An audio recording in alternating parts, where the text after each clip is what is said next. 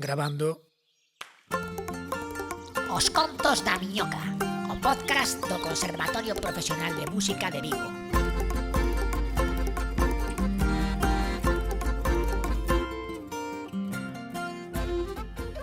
Moi boas a todo o mundo. Terceira tempada dos contos da miñoca. Bueno.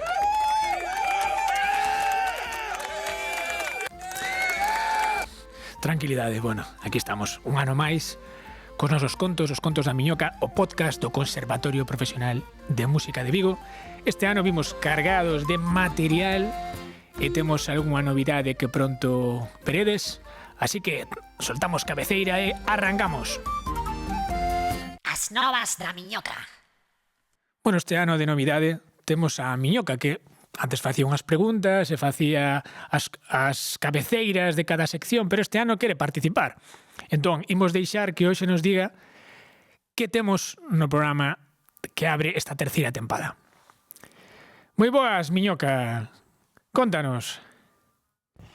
Hola a todo mundo, que tal? Pois hoxe temos un programa super especial que falará un pouco de por que demo está a gaita no conservatorio. Que hai xente que xa está pedindo que a quiten a gaita. Que é eso de que este a gaita no conservatorio? Cantos anos leva? E que é eso dun conservatorio, non? A gaita apréndese na rúa tocando. Bueno, tranquilízate, miñoca, imos ir por partes. Bueno, pois, tal e como decía a miñoca, hoxe imos falar un pouco de canto tempo leva a gaita no conservatorio, cal foi a súa historia, pero antes de nada, que é o conservatorio? Pois eso tamén falaremos un pouco. Arrancamos. Ben, por que ten que estar a gaita no conservatorio? Por que ese instrumento do demo que ata el Bosco no Xardín das Delicias colocou na súa idea do peor inferno posible? Por certo, recomendo que se tendes que ir a Madrid a algo, que paredes no Museo do Prado, fagades unha visitiña a ese cadro, o Jardín das Delicias de El Bosco, porque a verdade é que vale moito a pena. Ainda estiven este verán e botei ali un anaquiño mirando para el.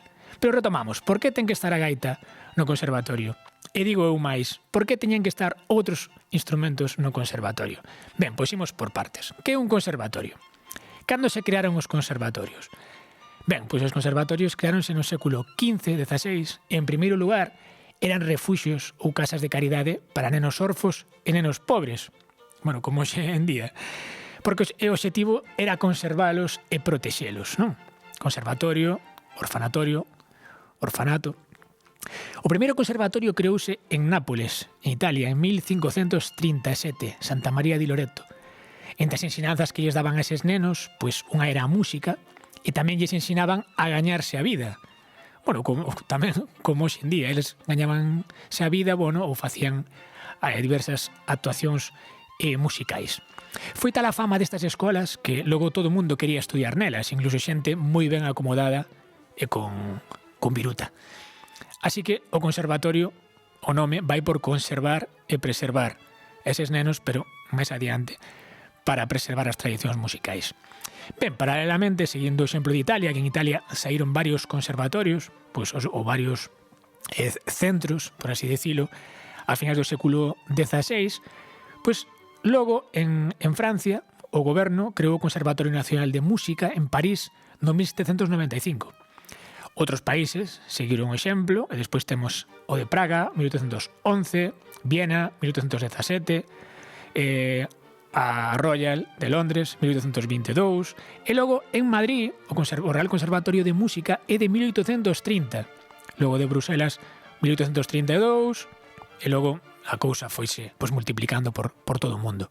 Aquí en Galicia, cal é o caso? Bueno, o noso caso do Conservatorio de Música onde estamos, pois empezou en outubro de 1956, vai facer 70 anos. Ben, pois daquelas era o director era Jesús Yepes, e ata 1984 non tivemos o Conservatorio Superior, que sería o primeiro Conservatorio Superior de Galicia. No ano 2003 separámonos, aquí estamos agora o Conservatorio Profesional na Miñoca e o Conservatorio Superior no Castro. Isto foi no ano 2003, separáronse os dous lados. E bueno, o resto xa o sabedes. Volvendo á década dos 50, un pianista de prestixio, como era Ángel Elbague, librou unha cruzada para ter o conservatorio en Santiago e transformou a Escola de Música da Real Sociedade Económica de Amigos do País. En 1953, a escola convertese en Conservatorio de Música de Santiago. Pero cando entrou a gaita? Non sabemos que nos anos 50 do século XX xa tiñamos conservatorios en Galicia. E por que non estaba a gaita? Bueno, a gaita sí que é un instrumento que era moi famoso no barroco, non? Por moita parte de Europa, un instrumento que tocaba música culta, os reis querían tocar, pero que no século XVIII pues, pervivía un pouco fora do mundo escolástico, sobre todo en Galicia.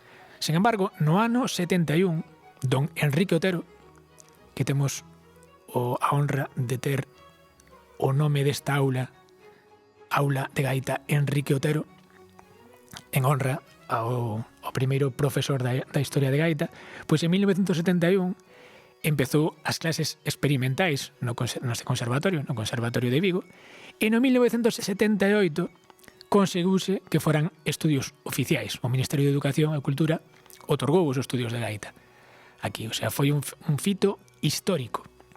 Ademais, para ter esa especialidade de gaita había que crear un método, entón el creou o primeiro método, as leccións de gaita de Enrique Otero míticas que aínda podemos atopar en algunhas das bibliotecas de Galicia. Ben, logo no ano, algúns dos alumnos de Enrique Otero pois foron os que relevaron a Enrique Otero. Por exemplo, no ano 1983, que deixa Enrique Otero, toma o relevo Xaime Estévez. Entón, hoxe temos a sorte de que nos mandara un vídeo Xaime onde nos vai a explicar el moito mellor a súa historia no conservatorio. Ola, bo día. Respondendo á invitación que se me fixo, pois preséntome, son Xaime Estévez, e a miña conexión ca gaita e co Conservatorio de Música é que tuve a fortuna ou as circunstancias me levaron a sustituir o primeiro profesor históricamente de gaita do Conservatorio, que foi Enrique Otero Covelo. Eu fui un alumno del, rematei o cuarto de gaita, daquela eran 4 cursos, con el, e, sustituíno por circunstancias, el tuvo que deixalo porque por incompatibilidades, era profesor da banda municipal, era músico da banda municipal, e non podía compatibilizar legalmente os dous postos. E sustituíno, eu tiña daquela 18 anos, e foron 5 anos, entre 1983 e 1988, moi interesantes.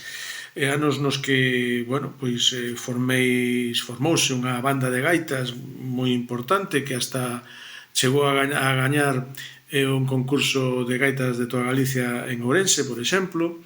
Tamén tuve a oportunidade de editar un libro, Método de gaita, gaita no medio da música, froito daqueles anos de experiencia. Eu estuve en eses anos, despois fui a estudiar a Madrid, voltei a Vigo, estuve no Conservatorio Malleusis na década dos 90, onde fui un director técnico e onde tamén impartín gaita todos eses anos. E, máis tarde, actualmente, desde este século, son profesor de música en secundaria e tamén seguín con actividade de gaita porque unha das cousas que podo comentar é que tamén publiquei un libro de iniciación para nenos, de metodoloxía infantil, podemos decir, o Son do Folk, chamase. Aí está a miña conexión co conservatorio, eu sigo, en activo, sigo tocando en grupos, e polo tanto, non deixei de ter a gaita comigo como instrumento permanente. Sabedes, hai outra ocasión, podemos falar moito máis, por suposto. Son o segundo profesor, creo, que históricamente nun conservatorio de música e, sinto moi orgulloso por eso. E sen ir máis lonxe, Rebeca Carrera, que está no Conservatorio de Vigo, tuve unha fortuna, a honra de tela algún ano como alumna, cando era moi nova. Como nos dixo el, Xaime estivo do 1983 impartindo gaita ata 1988, sustituindo ao primeiro mestre de gaita galega dun conservatorio, que foi Enrique Otero. e tamén fixo o primeiro método máis completo de gaita, non? Está a gaita no eido da música en varios niveles. Publicouse en 1987, que daquela Xaime só tiña 22 anos. Foi un traballo moi importante, porque ainda que tiñamos outros métodos de gaita, con leccións, ese foi o primeiro, non? Por así decirlo, pedagóxicamente completo. Ademais, foi un fito histórico, porque ten o traballo da portada está elaborado polo artista Francisco Mantecón, os grabados interiores polo pintor Miguel Fernández, a presentación do libro foi por Xosé Filgueira Valverde e o prólogo por José López Calo. O sea que foi un fito histórico. Outra cousa histórica tamén foi que o seu fillo, Xaime Estévez, estudiou neste centro e rematou o ano pasado, o ano 2025, o título profesional. Entón creo que foi un día bastante curioso, non? Porque un dos profesores histórico, ademais acompaña a seu fillo, e ademais o seu fillo foi alumno de unha alumna de Xaime Estévez, como é a nosa compañeira Rebeca Carrera. Entón imos a saudala e que nos conte ela algo mellor toda esta historia. Moi boa, Rebeca, grazas por vir aos Contos da Miñoca de novo. Hola, que tal? Bueno, calma, que o primeiro programa estamos a tope. Bueno, contanos, como comezaches ti ca gaita? Pois mira, eu comecei coa gaita porque coñecín a gaita porque un tío avó meu tocaba gaita e eu escoitara esa gaita nalgúna ocasión. Meu pai, que é unha persoa moi melómana, sempre foi, tiña claro que os seus fillos íbamos a estudiar música, pois nun momento os meus pais preguntáronme que instrumento quería tocar e eu lle dixen que quería tocar a gaita. Claro, quedou un pouco sorprendido porque me dixo, pois non queres, non sei, o violín ou o piano, non sei. Era como raro isto de querer tocar a gaita polo menos para eles na familia. E eu lle dixe, mira, eu toco o que ti queiras, pero ademais quero tocar a gaita. E entonces empecé con piano e gaita a estudiar música. Primeiro fora porque non había prazas naquel momento. Eu fixen as probas por libre para entrar, que eran uns exames que había antes, que se facían exames por libres para entrar no conservatorio. Esa é a pregunta que che quería facer, pois claro, eu de pequeno tocaba na aldea, no, cos gaiteiros, bueno, con Agustín Lorenzo, no meu caso, pero eu sempre quixen ter un conservatorio, pero non había conservatorio ali. Aquí, como era o rollo eso de que te iba a preguntar, o de entrar no conservatorio? Podía entrar todo o mundo ou non? Bueno, o sea, o estudo de música era no conservatorio, era onde había que estudiar música. Non recordo, eu era moi pequena, tampouco podo falar demasiado daquilo. O que sí sei que era dificilísimo entrar, porque había moita xente que quería entrar no conservatorio. Tamén é certo que a oferta hoxe en día é moi diferente, hai moitos sitios onde estudiar música, pero daquelas a música se estudiaba no conservatorio. Entón todo o mundo quería ir ao conservatorio a estudiar música. Onde ten que estar. E recordas, bueno, algo dos profesores, o teu primeiro profesor foi Xaime ou non? Sí, o meu primeiro profesor de gaita foi Xaime Estévez. Sí, foi que recordo tes así bona da... Pois mira, eu daquelas clases teño moitísimos recordos. Vos, casi todos vos, xe vamos falar dos vos. Non, creo, o sea, con Xaime tiven sempre unha relación moi boa, tamén os meus pais tiveron unha relación moi boa con el. E a clase de gaita era unha clase que estaba no soto do conservatorio e tiña unha ventana que daba como a unha piscina. Porque claro, o conservatorio era un antigo chalé. E había unha porta dende a clase de gaita que daba un búnker. E nese búnker eu estiven moito tempo estudiando, porque claro, mentes que chegabas, as clases non era como agora que empeza a túa clase e acaba, sino que ali a xente iba chegando e había xente ao mesmo tempo que estaba un tocando, outro escoitando, e mentres estabas aí que non te tocaba, pois eu me iba por o búnker e ali estudiaba, porque claro, tampouco estudiaba moito na casa. E entón era o momento de... Eran as cabinas que había. Sí, era a nosa cabina particular, porque esas solamente íbamos nosos gaiteiros e as gaiteiras que teñamos aquela. Bueno, para xente que non coñece, estamos falando de onde está ahora o Conservatorio Superior, non? Sí, era o conservatorio que había en Vigo, non había dous. Claro, despois, bueno, falamos antes de que separáronse no 2003, creo recordar, si na Chuleta, que foi cando se separaron, pero sí, bueno, o Conservatorio, despois de estar no centro históricamente, pasou para o chalé ese do Castro, que hai un montón de mitos sobre catacumbas, túneles e todo iso. Recordas algo do repertorio que tocabades daquela? Mira, pues eu recordo que xa empecéi co libro, eu recordo que eu traballaba co libro que Xaime publicara, A gaita no oído da música, e ese foi o meu libro de clase, que dicir, empecéi pois, polas primeiras, e ibas avanzando de curso, e ibas avanzando de peza. Entón, bueno, ali nese libro pues, hai un pouco de todo, non? Había repertorio do Castro San Pedro, había repertorio, bueno, había un pouco de todo, música tradicional, por suposto, tamén xa había algo nos cursos avanzados de algunha peza escocesa e algunha peza de fora que era como algo moi novedoso e o que sí foi novedoso e seguiu sendo novedoso durante moito tempo con respecto a ese libro foi o feito de ter a ornamentación explicada e escrita. Sí, é certo. Falamos antes de que o libro de Xaime, tíamos o de Enrique Otero antes, de leccións de gaita, pero de Xaime foi pedagóxicamente, para así decirlo, máis completo como método. Bueno, este ano, Rebeca, temos a novidade de que a Miñoca quere participar. Ahora no era protagonista, pero ahora quere ser máis protagonista. Entón, imos a deixar que che faga unha pregunta, porque ela está aí esperando. Hola, Rebeca, que tal? Hombre, que tal, Miñoca? Ben, pois eu quería saber cal foi a túa primeira gaita, se te acordas. Pois sí que me acordo perfectamente. A miña primeira gaita foi unha gaita de freixo con fol de goma, vestido vermello e ribete amarelo, que me prestou o meu tío avó Eladio Argibay, que foi quen me deu, bueno, non me deu, me prestou, pero despois xa quedou para min. Foi unha gaita coa que estiven 3 anos como mínimo, porque a pesar de que a miña gaita encarguei na Seivane xa estando en primeiro, tardou anos en darma. Daquela había que esperar un montón por unha gaita de Seivane, e iso que iba recomendada que foi Ricardo Portela a buscala. Porque meu tío era amigo de Ricardo Portela e entonces era unha gaita como recomendada, e ainda así tive que esperar anos por ela. Cando chegou a miña primeira gaita de buxo de Seivane, aquilo foi increíble. Eu acordome que a primeira foi de Antón Corral e tamén tivera aquí recomendado por Agustín, e tardara tamén dous anos. Sí, o sea, daquela tardaba moitísimo en terse unha gaita desa categoría. Pois sí. Bueno, despois, sabemos que estiveches con Xaime, pero a casualidade de que fuches tamén profesora de Xaime Estévez Fillo.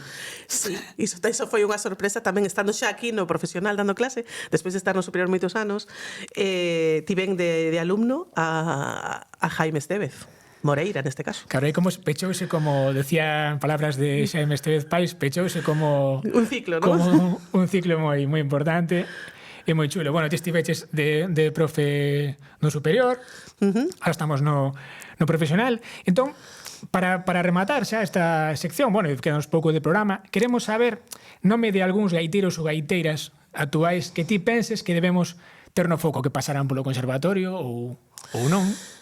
Bueno, actuais, o sea que, bueno, que en Galicia hai tanta xente que toca a gaita e que toca moi ben, que me parece difícil dicir uns nomes. Eu, hombre, apuntaría a xente que eu creo que está dando aí todo e que vai ser o futuro, pois a esta chica María López ou Nadia Vázquez, que están aí tirando, ¿no? Por suposto, xente que pasou polo conservatorio, pois tamén un montón de persoas que están aí pois no mundo da gaita dando moito, de cada un no seu estilo. Pois está pois un David Bellas, por exemplo, pois está Cristian Silva aquí ao meu lado, moita xente que pasou polo superior, porque realmente polo superior pasaron moitos dende que eu empecé e dende que se empezou a dar a titulación superior. Pero, por suposto, non hai que esquecer outra xente que non pasou polo superior naquel momento, pero que son uns gaiteirazos, o Dani Bellón ou Pedro Lamas, xente que deixou moito, xa non só como intérprete, sino como compositor para a gaita. Pero non me gusta nada dar nomes porque estou dicindo dous e teria que dicir pois un montón de persoas máis. É moi difícil, hoxe como facemos un programa de gaita, pois para que a xente que os coite, que vayan pois mirando por aí, buscando por internet sobre noticias destos nomes, pero daremos moitos máis nomes. E son xente moi importante para nós, porque mándanos moito material, están creando moito material necesario para nutrir os conservatorios. Gracias, Rebeca, e seguimos. Esperemos verte noutro programa. Claro que sí, sempre que queirades aquí na Miñoca. Ben, pois xa sabedes un pouco de máis sobre a gaita no conservatorio. Hoxe en día, os ensinos de gaita traballamos toda a historia do instrumento, dende a música antiga ata os estilos interpretativos dos gaiteiros do século XX, ata a música contemporánea e todas as novas técnicas. Seguides pensando que a gaita non debe estar no conservatorio? Creo que todos os que están en contra dela simplemente é por un pouco de ignorancia, non? Se a gaita non debe estar no conservatorio, tampouco deberían estar ningún dos instrumentos, non? Ben, a gaita, de todos xeitos, está presente en Galicia só en 4 dos 7 conservatorios profesionais. Temos un por provincia, Ferrol, Lugo, Ourense e Vigo. E un dos dous conservatorios superiores, como o de Vigo, é o único que oferta gaita. Estou me referindo dos conservatorios dependentes da Consellería de Cultura e Educación da Universidade, porque logo hai outros centros privados ou municipais que tamén ofrecen estudos de gaita. Pero bueno, o lógico sería que foran todos públicos. Por exemplo, no Conservatorio de Coruña, no de Santiago, no de Pontevedra non temos gaita. Se unha nena de Santiago quere estudar gaita, pois ten que titularse, ten que desplazarse casi 100 kilómetros para irse a Ferrol, a Vigo, que é algo que non é moi xusto. Pero bueno, falando de estes outros conservatorios, temos a sorte de ter grandes profesores por aí, e un deles é o meu admirado e amigo David Bellas, que é profesor do Conservatorio de Viveiro, e creo que ahora mesmo é un dos gaiteros de referencia, super completo, e o que está aí sempre na punta de lanza de todo relacionado ca gaita. Entón tamén temos a sorte de que nos mandara un vídeo, e con el imos despedir este primeiro capítulo dos Contos da Miñoca, temporada 3. Xa sabedes, se vos gustou o contido, compartide, que estas miñocas son gratis e atarán a máis peixiños. Vémonos na seguinte. Miñoca, queres dicir algo? Ata outra, se queredes participar no programa, mandádenos un correo a podcastcemusvigo@gmail.com. Ata logo, miñocas.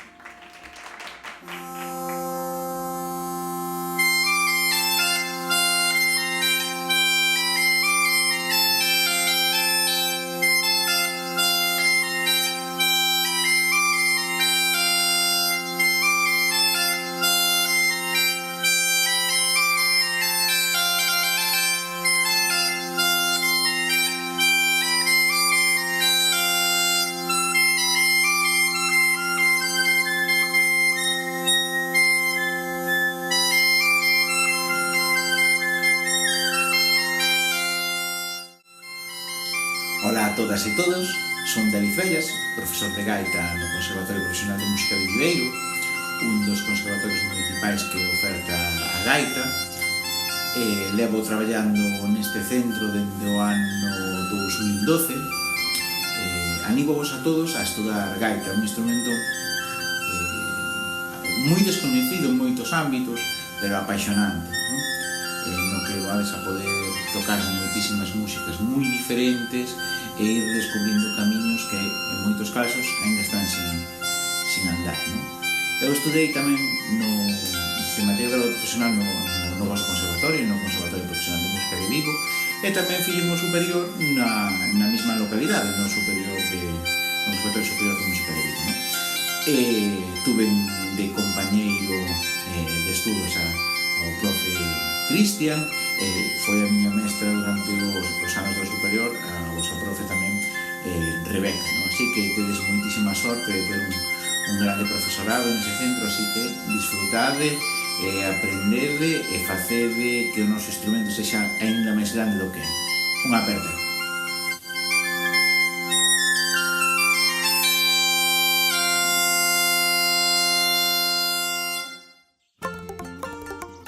Os Contos da Miñoca, o podcast do Conservatorio Profesional de Música de Vigo.